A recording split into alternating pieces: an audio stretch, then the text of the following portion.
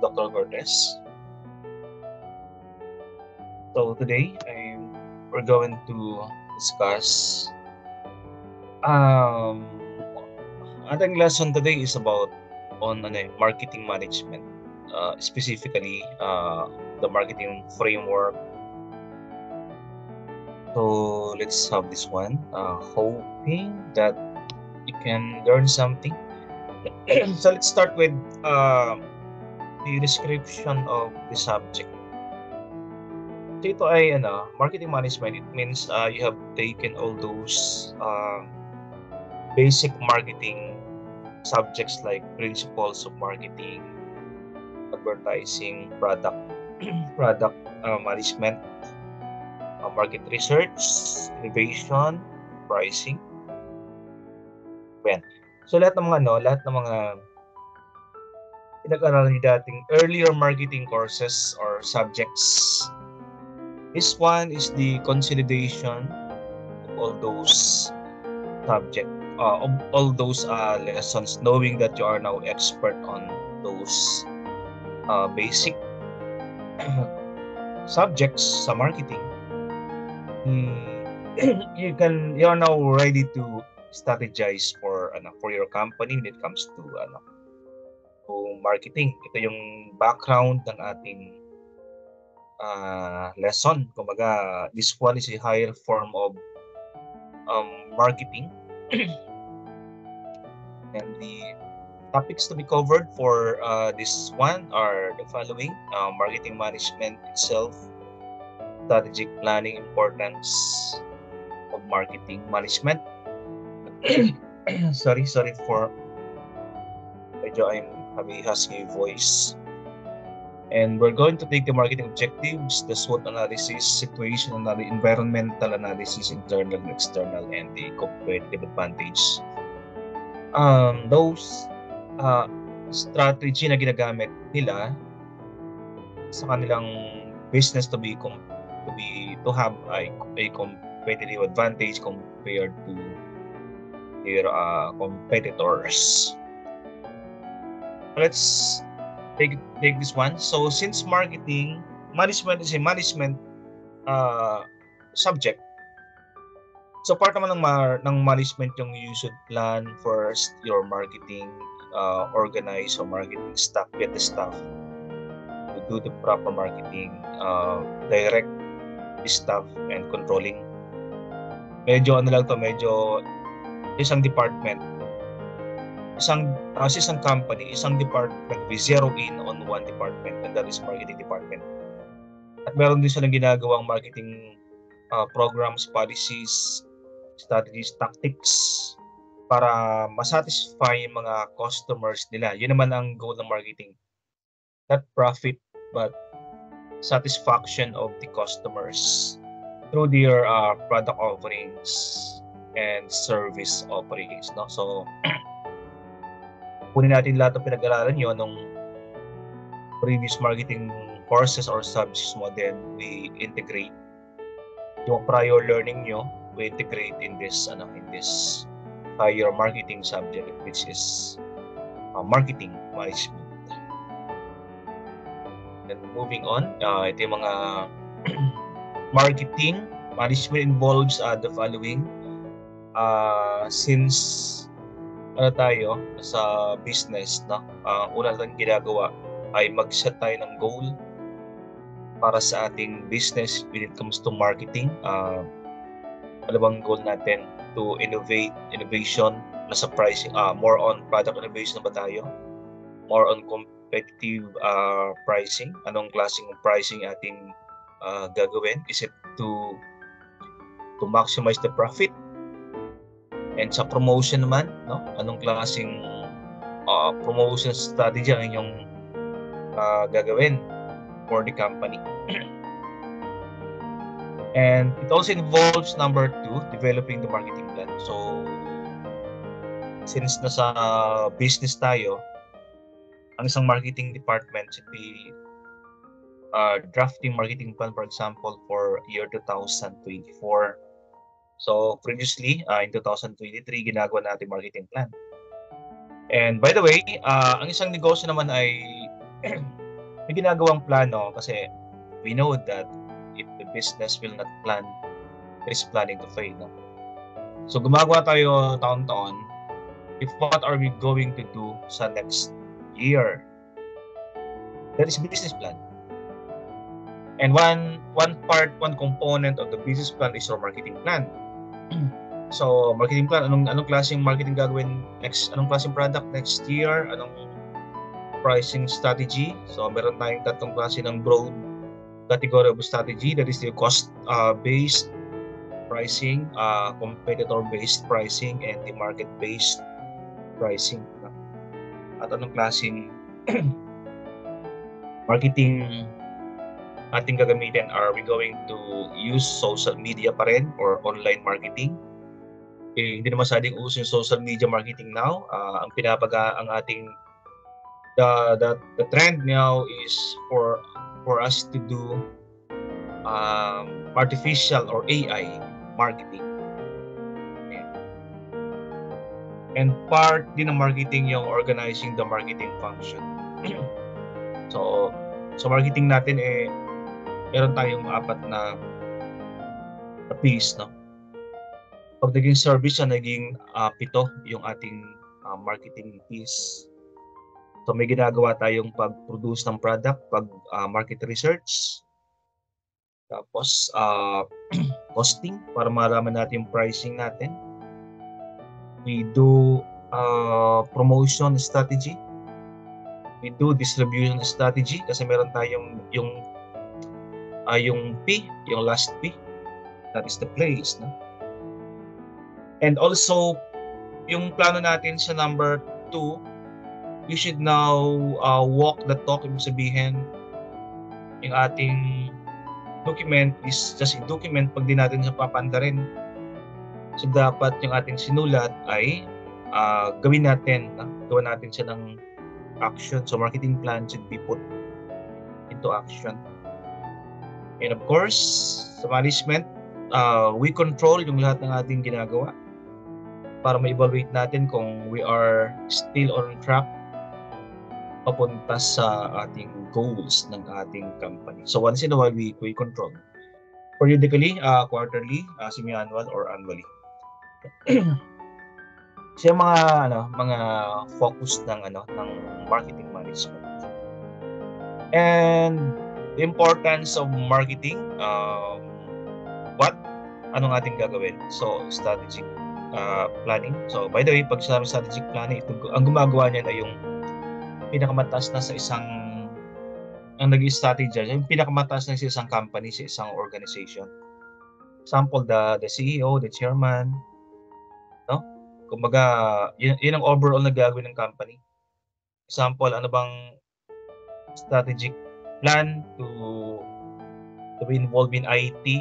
Depende sa anong klaseng company or organization meron ka. For example, if you are a university, anong klaseng strategy gagamitin? Are you going to be involved in IT education? Yan, no? Pagdating naman sa product, ano ba ang strategy natin? Are we going on cost leadership type of production or marketing, or are we going to follow focus strategy or differentiation strategy? No? And why? Kasi nga, why we do planning, lahat naman ng ating ginagawa for the business ay mapalago yung business. Why we are into business, earn profit, no? Na magamit natin.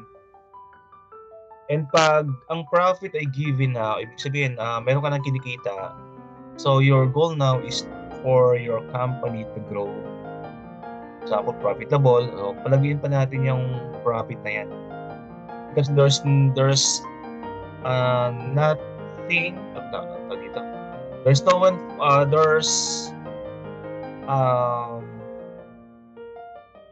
possibility sa atin but to grow.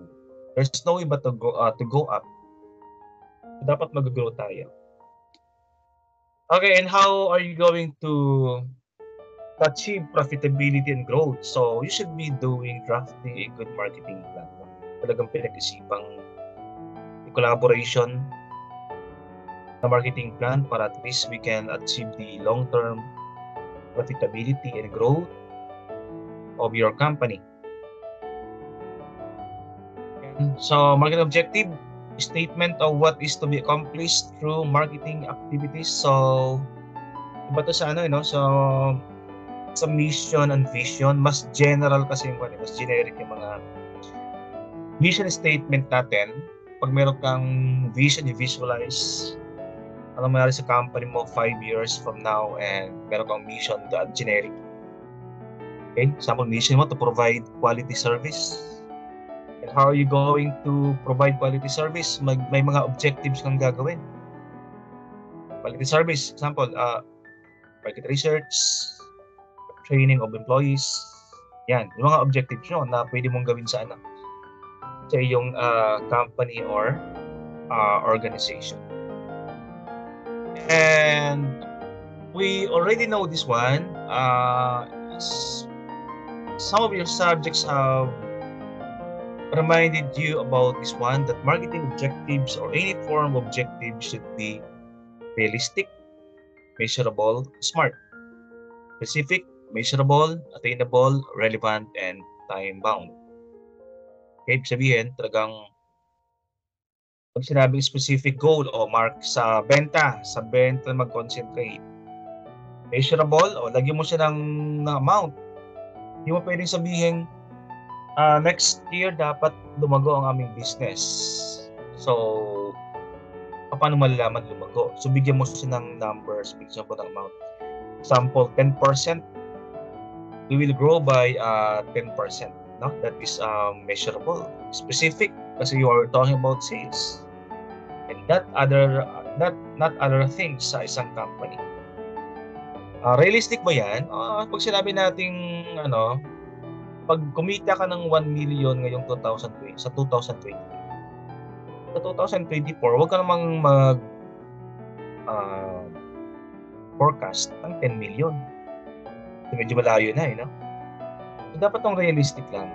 1 million in 2023, so siguro sa 2024, we can forecast 1,500,000. So, tumas tayo ng konti. 50%. Yan. And dapat ang iyong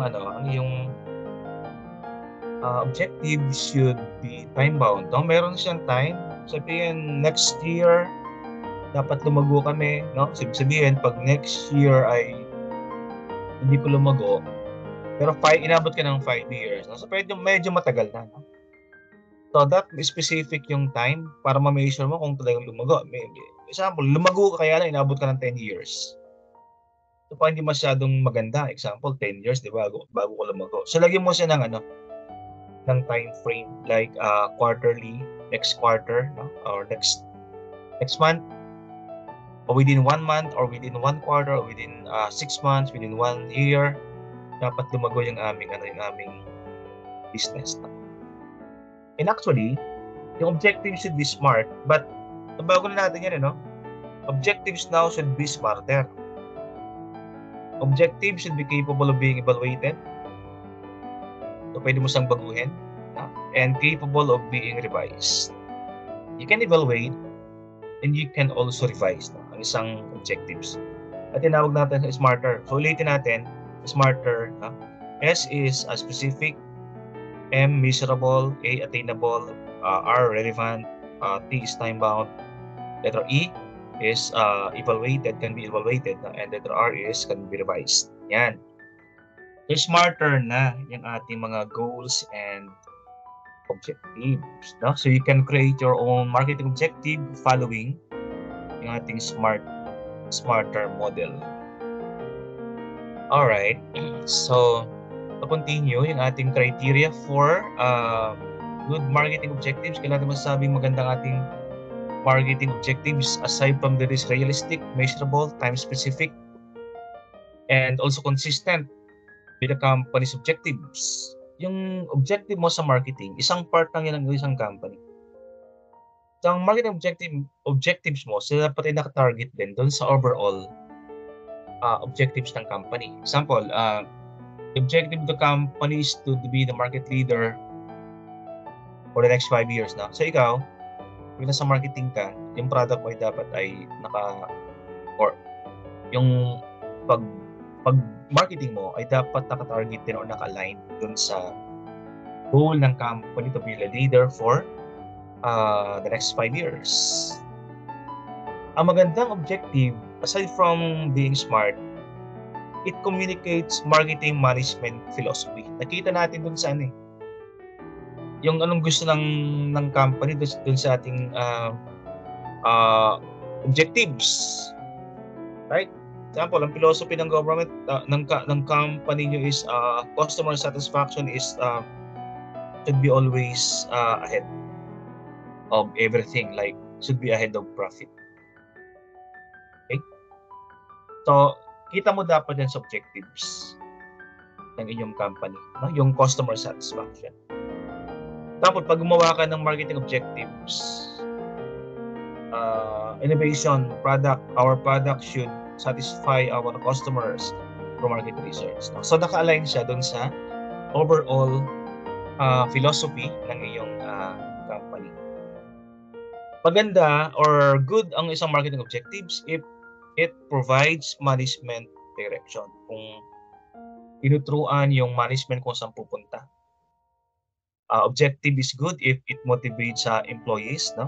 For example, objective mo is to provide innovative products. Sa mga empleyado mo ay also motivated to create innovative products. Kasi sila gumagawa niyan Good objectives should force executives to think very clearly. Ayan. So, mapapag-isip pa ikaw yung executive. Mapapag-isip kayo, no? Kung anong gagawin mong action plan para ma-achieve mo yung objectives mong, example, customer satisfaction. So, pag ikaw yung manager or executives, you'll be thinking, you'll be forced to be creative and innovative. Ang objective should allow for better evaluation of result. Kasi nga, sabi natin kanina, objectives now should be smarter. Yung letter A na last doon is evaluated. Sabihin, pag may objectives ka, it can be evaluated. Pag na-evaluate, it means it can be revised. No? Kaya tinawag natin siyang smarter na ngayon ating objectives, hindi na lang siya smart. Of course, smarter is better than smart. So objectives natin should be smarter. Okay, so tayo sa SWOT analysis. You already know what is SWOT, paano ginagamit sa business. Ang SWOT natin, we are identifying yung strength na nasa loob ng company, weaknesses na sa loob ng company. And we also examine the external ng company. Itong opportunities and threats are outside your company. Now, ang strength and weaknesses, since they are inside, they are controllable by the company. And since opportunities and threats are outside, they cannot be controlled by your organization or by your company. Important ang strength mo. You should build on your strength more, no? And you should also minimize on weaknesses. Pag may opportunities, to take advantage of the opportunities, right? But you should be also wary of the threats sa external environment. Ayan, no? If we define ano yung strength na nasa loob or internal, ito yung mga those things that the company does well or ginagawa nilang magaling sila dito. Ang weakness naman, things the company does not do well. Yan. Ginagawa ang weakness, no? Kaya lang hindi masyadong expert siguro. And opportunities are external na align dun sa strength. It favors strength. Magka-partner kasi ang strength and opportunities of both of them are positive. Samantalang ang threats condition, the external din siya that do not rate existing strength or it favors current weaknesses. So we can see here na ang weakness and threats are both negative. Weakness, negative internal, and threats, negative external. Hindi na control ang mga threats natin. Meron tayong ginagawa na environmental study. So you should be aware first na ang ating environment ay dalawa, internal and external, and external environment ay dalawa din, the macro and the micro. Yung sa loob, sabihin yan, before you go outside, before you do the external environment scanning, it's important to you guys, sa mga negosyante, to scan first yung nasa loob. Alamin mo muna, bago ka mag-market research, alam mo muna kung meron kakayahan, no? Yung company na, example, the market research. Right? So pag sinabi ng environmental scanning, the collection and interpretation of those info about forces, events, na nasa loob ng company, example, yung mga resources ng company, the machine, the materials, no, manpower ng company, meron ba? Before you go outside of the organization to do the external environment. Yan. So pareho nating in-scan yung nasa loob, tapos yung nasa labas. Hindi pwedeng nasa loob lang ang in-scan. No? So magbibenta ka eh. At hindi rin pwedeng nasa labas lang. You should also monitor yung mga kakayahan or expertise, skills, or manpower, materials, machine, money. No? Meron mang pera yung company. Bago ka magbenta ng product sa labas. No? So ibenta mo muna sa loob yung product. Internal marketing. No? Iba kasi, nagbibenta ng product, pag tinanong, ano ba yung product nyo? Hindi alam. No? Kasi hindi naman na-market sa kanila. So, mga empleyado mismo ang unang magkakalam about the product being sold. Para alam nila yung i-market yung product na yan. That is internal scanning. Alright? So, ano yung tinitingnan natin? Malakas ba sa production yung company mo? May marketing skills ba yung company mo? Malakas ba yung mahina? About may pera, may fund ba yung company? Strength or weaknesses? How about the reputation of the company? Kung may kilala or hindi ko masyadong kilala sa industry? And how about technology? Meron bang kakayahan? Software, hardware, machinery, yung company, strength ba yun or wala? Ayan, yung ating mga tinitingnan sa loob ng ating company, kung saan malakas or mahina. So ito yung mga 5 na tinitingnan natin kung malakas o mahina ang inyong sariling company. So, hindi lang pera, but skills, resources, technology ng iyong sariling company para malaman natin kung malakas o hindi yung company. Okay. So, pag lumabas tayo, ito na yung opportunities and threats. External environment. So, meron tayo dito mga tinitingnan, the PCEL. Political, economic, socio, technological, environmental, legal. Ayan. Ito mga environment na ating tinitingnan na nakapalibot sa company that you can't ignore yung social environment, demographic, economic environment, ecological, political, and legal, and competitive. The natural environment, no? Hindi mo pwedeng kalimutan mga yan, yung market nakapalibot sa'yo. Right? Yung macro and the micro environment. So you can't ignore those things. Because those environment can affect the operation of your company, of your business. Right? Sample dito, yung social, di ba? Yung customs and traditions ng isang local, ng isang company, ng isang locality where you belong, it can affect your business eh. Kaya nagbebenta ka ng food na hindi naman nila kinakain o hindi sila sanay doon. So, social environment. No? Yung demographic, yung dami ng tao kunyari, no, sa isang environment, it can affect your business. Mas maraming babae, mas maraming lalaki, it can affect your business. Babae, mas maraming lalaki, it can affect your business. And also the economic environment like inflation, diba? Unemployment rate, the forex, so those can affect your environment. And also the technological, no? It can affect your environment. Pag example, wala kang di ka gumagamit ng social media, gumagamit ng latest technology, example, machine sa iyong operation, kitchen operation, wala kang masyadong machine. Or sa counter mo, you are not using the latest technology sa POS, point of sale system. So, it can affect your business. And also the legal, na mga batas na hindi mo imposed by the government, it can also affect your business. Like the tax law, the environmental law, right? Kaya mga simpleng ordinance, it can affect your business, and mga city ordinance ng locality where you belong.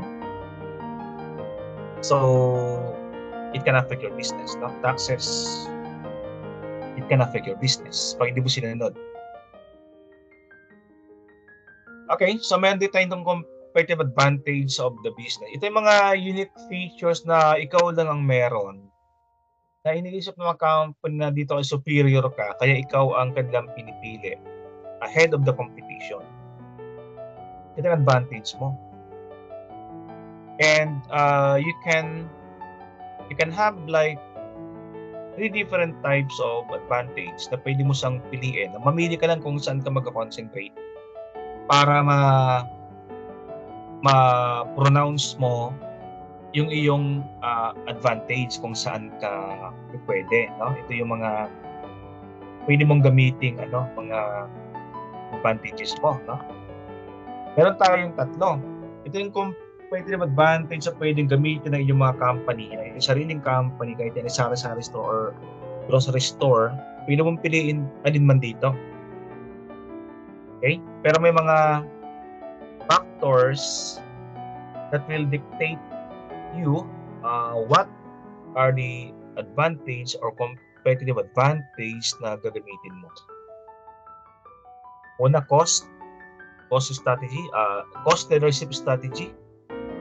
Yung pangalawa, the product or service differentiation, and the niche strategy, no? So, yung 3 yan. Pag pinili mo yung saan dyan, merong advantage.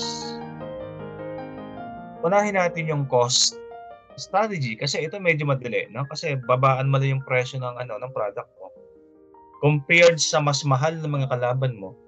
So meron ka na kaagad na competitive advantage. Right? So ang cost competitive advantage or cost leadership strategy, minsan tawag dito, no? Cost leadership strategy, dinadala mo sa pricing para ikaw ay mas may advantage sa kalaban mo. So being the low-cost competitor, itong pinakamababa, no, sa industry, kung pinakamababa na presyo. But at the same time, hindi naman basta-basta nabababa ka ng presyo. No? Dapat tingnan mo rin na nagbaba ka ng presyo, meron kang magandang profit. Itong tinatawag natin power in numbers, no? Pag nagbaba ka ng presyo, walang bibili sa'yo. Right? Paano yan? Pag nagbaba ka ng presyo, yung profit mo kukunti. Okay lang, no? Kung marami naman bibili sa'yo. Parang parang piso mentality. Papiso-pisong tubo, okay lang, pero pag 100,000 tao naman bibili sa'yo, ang tubo mo 100,000. That is the power in numbers, no? Na low cost ka, but at the same time, meron ka magandang satisfactory profit margin. Kasi pag mababa ka, pupunta ka nila. Right? O pag marami yan, so marami profit. So pwede mo siyang piliin, pababaan ng presyo, no? Dinaan mo sa hindi masyado magandang product mo, pero napakamura, so pupuntahan ka ng mga buyers mo, no?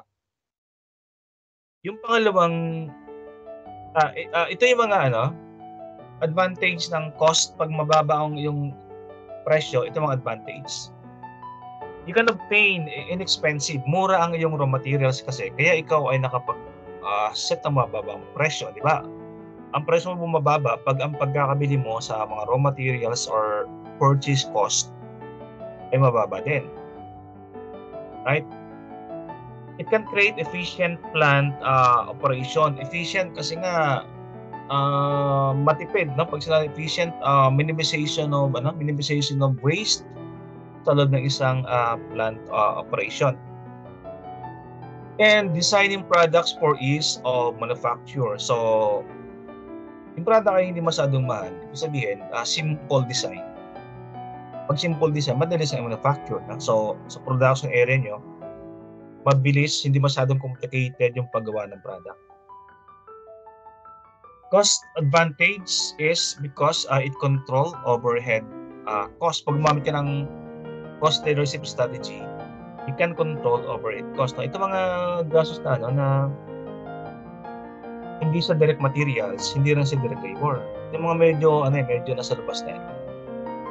So you can control kasi mura, example, mga mura ang mga raw materials, mga overhead na natututukan mo, no? And avoid marginal customers. So mga marginal customers, ito yung mga talagang namimili ng product eh. Ito yung mga talagang ibang set ng customers to eh. Kasi pag cost leadership ka, lahat ng customers mo pupunta diyan, you know. Pero hindi mo makukuha yung mga customers na marginalized. Example, yung mga customers na naghahanap ng mga quality talaga or matitibay na product. Hindi mo siya matatarget. Ang target mo kasi dito yung mga naghahanap ng murang product at hindi quality product. Yung mga quality product, yun hinahanap ang marginalized customers.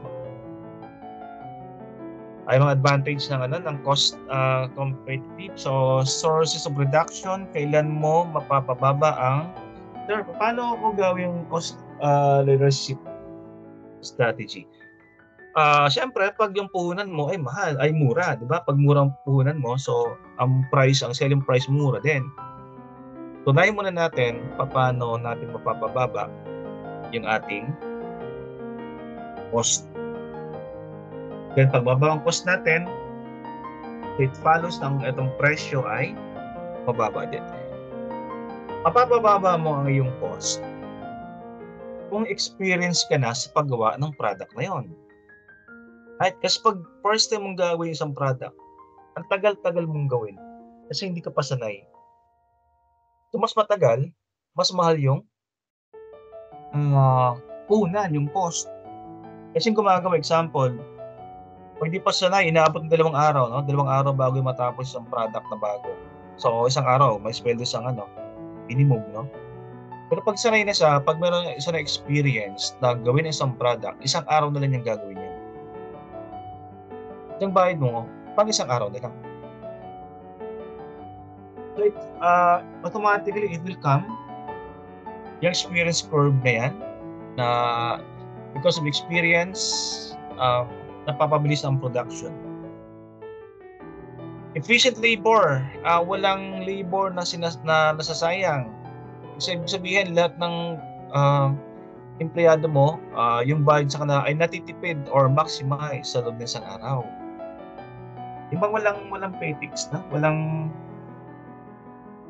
mga tawag dito, walang mga wasted na time.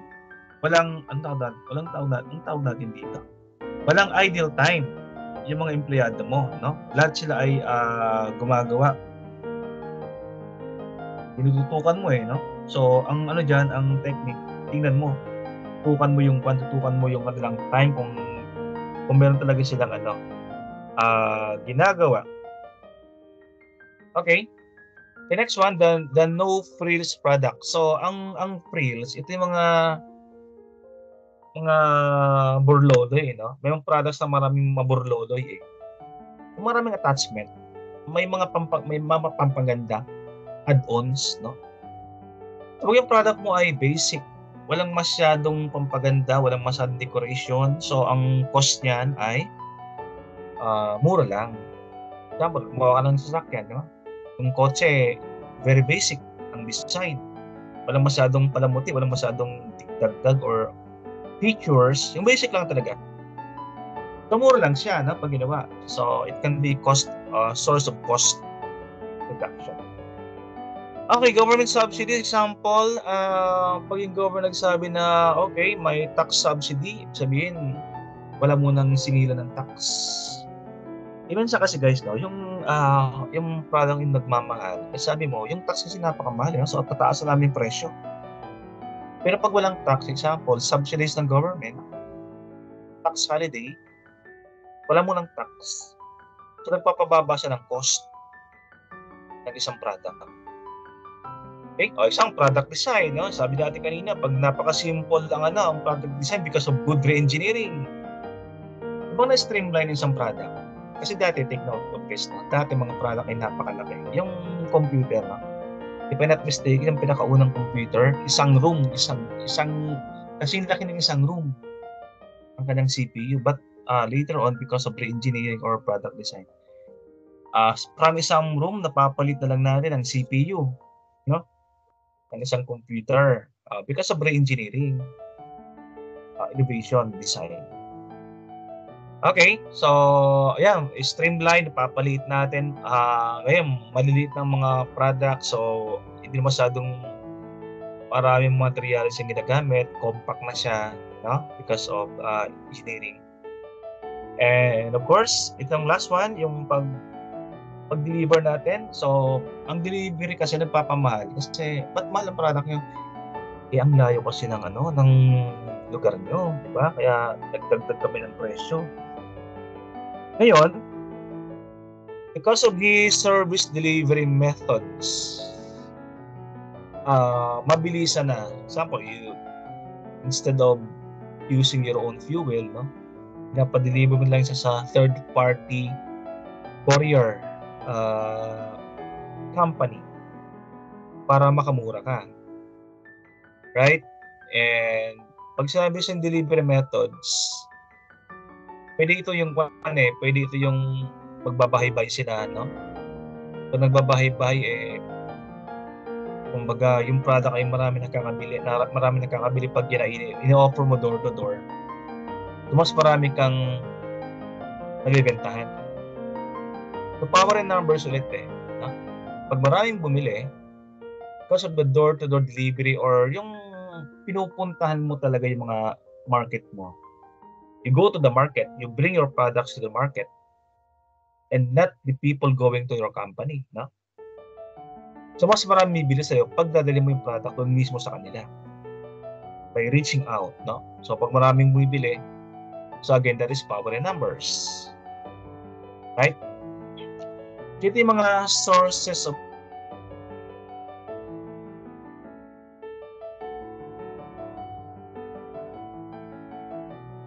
subject. Okay, and for the meantime, I'm Dr. Cortez. I'm Dr. Richard Cortez. And I would like to thank you all guys for watching my lessons on marketing management. And hoping that you will also watch all my other incoming videos at mga big videos ko dito sa aking channel. So, please subscribe guys sa aking channel and see you next time sa aking mga susunod na videos. Thank you.